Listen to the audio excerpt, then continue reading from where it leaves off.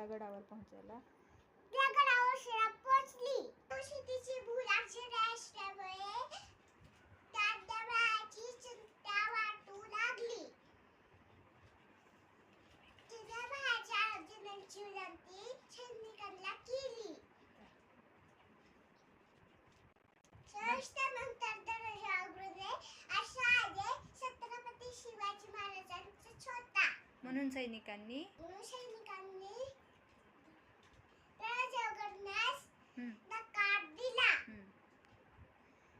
आई वाचून ती धन्यवाद कशी राहील त्याची चिंता वाटू लागली.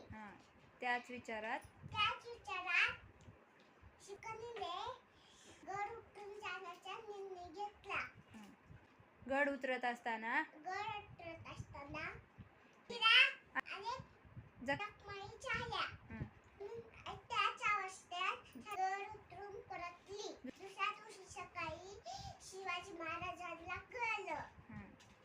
हिरकणीच्या शौर्याबद्दल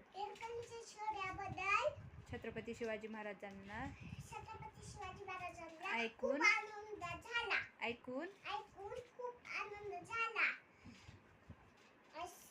म्हणून आज त्या टेकडीचे नाव हिरकणी बुरुज ठेवले